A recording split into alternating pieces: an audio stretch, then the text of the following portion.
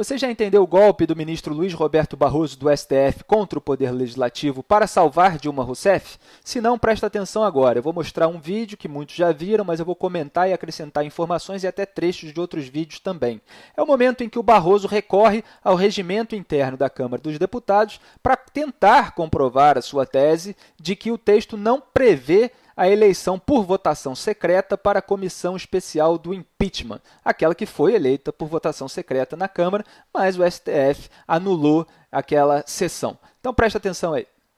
Alguém poderia imaginar que o regimento interno da Câmara pudesse prever alguma hipótese de votação secreta legítima. Mas eu vou ao regimento interno da Câmara dos Deputados e quando vejo os dispositivos que tratam da formação de comissões, permanentes ou temporárias, nenhum deles menciona a possibilidade de votação secreta.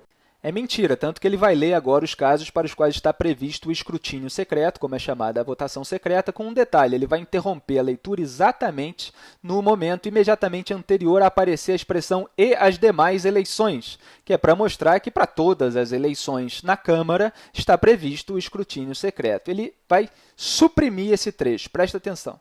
A votação por escrutínio secreto far-se-á pelo sistema eletrônico, nos termos do artigo precedente, apurando-se apenas os nomes dos votantes e o resultado final nos seguintes casos.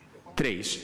Para a eleição do presidente e demais membros da mesa diretora, do presidente e vice-presidente de comissões permanentes e temporárias, dos membros da Câmara que irão compor a Comissão Representativa do Congresso Nacional e dos 2 cidadãos que irão integrar o Conselho da República.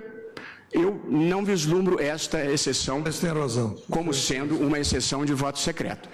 Que coisa, não? A própria entonação do Barroso mostra que ele estava consciente de que a frase continuava, mas como aquele trecho desmontaria a sua tese, ele preferiu interromper e omitir. Quer dizer, e ainda aproveitou para atacar o Eduardo Cunha, que, goste-se ou não dele, simplesmente cumpriu o que estava escrito. Porque se tem escrito essa e as demais eleições, é a mesma coisa que ter um parágrafo dizendo todas as eleições realizadas nessa casa. Senão você está invalidando a língua portuguesa. Considero, portanto, que o voto secreto foi instituído por uma deliberação unipessoal e discricionária do presidente da Câmara no meio do jogo.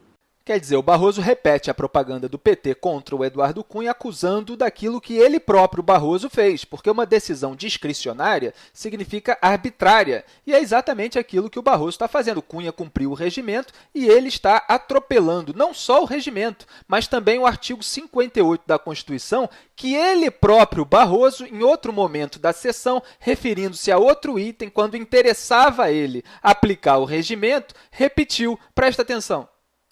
As comissões permanentes e temporárias serão compostas na forma do regimento interno. 58. É o que dispõe clara e textualmente o artigo 58. Quer dizer, o próprio Barroso presume que a Comissão Especial do Impeachment é uma das comissões permanentes ou temporárias da Câmara que tem de ser constituídas na forma como manda o regimento, o mesmo regimento que ele atropelou. E aí é preciso saber o que está valendo. Se é a delegação constitucional explícita feita pela Constituição ao regimento, ou se é a lei votada 38 anos antes da Constituição. Pois é, ele mesmo defende e decide pela delegação constitucional explícita feita pela Constituição ao regimento. Acontece que o trecho do regimento que não interessava a ele, ele rabiscou, ele omitiu. E um outro dado que me parece confuso, a partir da exposição do ministro Barroso, é se, de fato, tem que ser indicação de partido, por que eleição? E por que eleição aberta ou secreta? Quer dizer, aqui me parece que há uma esquizofrenia. Quer dizer, se se trata de indicação do partido, que se faça a indicação, mas aí está prejudicada a questão sobre a eleição. Pouco importa. Isso aí ficou sem explicação. O Barroso disse ali na hora para o Gilmar Mendes que ia esclarecer, só embromou, só se atrapalhou e não tirou dúvida alguma. Quer dizer, ele anulou a chapa alternativa composta por membros da oposição para a Comissão Especial do Impeachment e pediu uma votação aberta. Então, a votação aberta é referente a quê? os integrantes indicados pelos líderes de bancada do partido, como quer o Barroso, então não é eleição como prevê a lei, é um referendo. O plenário da Câmara vai ter que votar sim ou não para a chapa escolhida pelos líderes partidários. Se o plenário recusar a chapa escolhida, o que acontece então? É outra dúvida, quer dizer, vai ter eleição até o plenário aprovar e até a chapa acabar sendo oposicionista de novo? Então são dúvidas que o Barroso não esclareceu com as suas trapalhadas. E a imprensa ainda chama as dúvidas legítimas de manobra do Eduardo Cunha para protelar o impeachment. Quer dizer, não dá, né?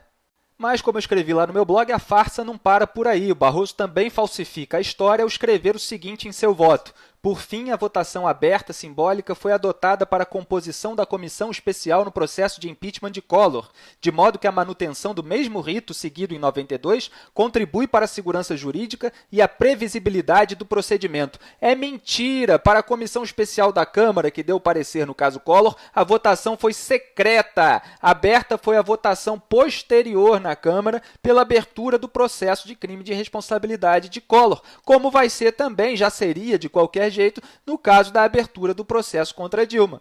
E o Barroso ainda tem a cara de pau de dizer em entrevista que seguiu o mesmo rito adotado no caso Collor. É mentira, e é lamentável que outros ministros tenham se deixado deslumbrar com o suposto constitucionalista Barroso e tenham sido incapazes de ler o que significava o regimento, ou então que tenham sido militantes, como sempre foi, Luiz Roberto Barroso. A oposição tem a obrigação de entrar com embargo de declaração e impedir que esse golpe prevaleça. Mais detalhes sobre o caso você pode ver nos meus textos a respeito no meu blog em veja.com.